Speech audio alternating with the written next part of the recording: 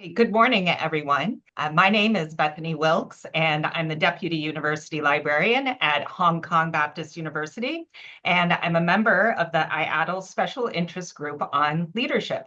So welcome to Behind the Curtain, Self-Reflections from Library Leaders. Thank you so much, Nicole, for joining us today and for your willingness to share your leadership journey. Before we begin with our questions, could you please introduce yourself briefly? Yeah, thanks, Bethany, and thanks for the opportunity to be here. I'm Nicole Clark, so I'm the University Librarian at the Queensland University of Technology, which is in Brisbane, or Meanjin, which is the Turrbal and Yagara First Nations name for Brisbane, so Brisbane, Australia. So lovely to be with you. Great. Thank you, Nicole. So we're going to move on to our first question. What do you wish that you had known before stepping into your first major leadership role? Yeah, sure. Thanks. That's a great question, and one I'm sure we could all, reflect on. I think for me, what I wish I had known was that so I've been the university librarian here for probably 5 years, and before that, for a couple of years, I was the associate director here. I wish I had known that there are lots of different ways to be a leader. So for me, it's taken me a little while to come to my leadership path or my leadership journey. I think I had preconceptions about what a leader might be. So for me, you will know I'm a fairly introverted person. I'm a fairly quiet person. And I also come from, my family background is I'm from a small country town, a fairly modest family, and I'm the first in my family to go to university, and I didn't expect to be a leader, let alone a university leader. So it's taken me a little bit of time to know that there are all sorts of different leaders in the world, and I've had the benefit of learning from a lot of really accomplished leaders who have come at things from a different way. So they might not have come from I think in my head, I thought a leader had to be really confident, really articulate, and have a really firm view of how they wanted things to be. And I've learned over the years through doing and also through the benefit of learning from others, that that's really not the case, that the things that you bring with you as a person, and the differences and the different perspectives you might bring really help you lean into your best self as a leader, and it gets the best outcomes that you can get. So that's, and I've tried to be a different sort of leader. I've tried to be what I thought a leader should be.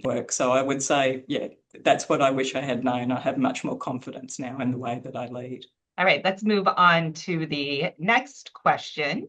This is around your superpowers. So what would you say is your leadership superpower?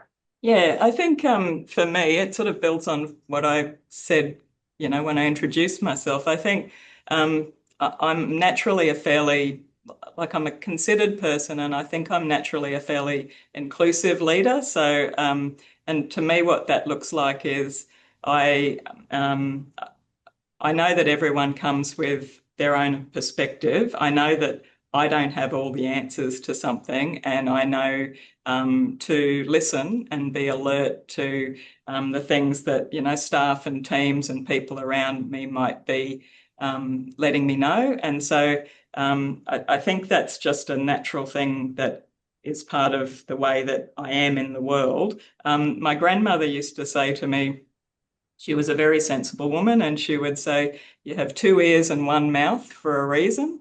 And so I've tried to bring that into my work. I've tried to make that part of how I show up at work, how our meetings work at work. And from a work context, I came across an author, some people might know her, Nancy Klein, and she's written a lot about creating thinking environments in your workplaces. And part of that is around listening. So it's around giving people the space and the time that they need to say the things that they need to say, and to think through the things that they need to think through, hearing those things, and then being able to have the space and time to synthesize those things. So I feel like that served me well, because what it does, I think, is it means that you don't rush into decisions. Like sometimes you need to make decisions fast. We all know those times, but most times in our work we can take a bit of time. And I think you get richer decisions if you bring in different perspectives and you listen intently. And I think the other thing it does, which has, I think, served us well here, is it creates its own culture. So it creates a sort of virtuous loop where people know that they don't have to rush, that their opinions will be respected, they will be listened to, and that they can raise ideas. And I think you get better outcomes because of that. Excellent. Thank you. Thank you so much, Nicole. Yes, I think that truly is a superpower. Let's move on to the next question. So this is around a leadership skill that you find challenging. So of course, none of us can excel at everything. What's one leadership skill that you find challenging, and how do you navigate that it is not a strength for you? I'm not good at public speaking, so I really don't enjoy it. And no shade on this wonderful opportunity. It's great to be talking to you today. But yeah, it doesn't sit naturally with me to speak in public. I'm okay in small groups. I'm okay in writing, but I've had to really learn how to speak to larger groups. And part of being a leader is being able to communicate in a variety of ways and to a variety of people. So the way I've approached it is that I'm like anything, I make sure I'm really prepared. So I'll prepare what I want to say, and if it's a really important sort of speech that I'm giving, or it's something important that I need to be able to get across the line, I'll practice. And, like all good skills gaps, I've done professional development and I've learned from other people and I've practiced a lot, right? So there are all of those things. Do you think I'll ever be comfortable with it? Probably not. Like I think I've made my peace with the fact that I have other things that I'm strong at. This one I'm not particularly strong at, but I know I have to do it. And so I've addressed it in that way. Thanks so much, Nicole. So this is our last question as part of our interview, last but certainly not least. So you and I met several years ago at a leadership program. I'd like to know more about how your professional development experiences have enhanced your capabilities as a leader. You just mentioned some professional development around public speaking, for example. And how can librarians interested in leadership make the most of those professional development opportunities that are available to them? I think just building on what you said before, like leadership there are a whole range of skills involved in leadership. And I think sometimes we think that it's inherent or something like that. But from my perspective, we all lead in different ways. People lead in different ways across the organization. We all have strengths that we can lead into in terms of leadership. I don't think it's some sort of inherent or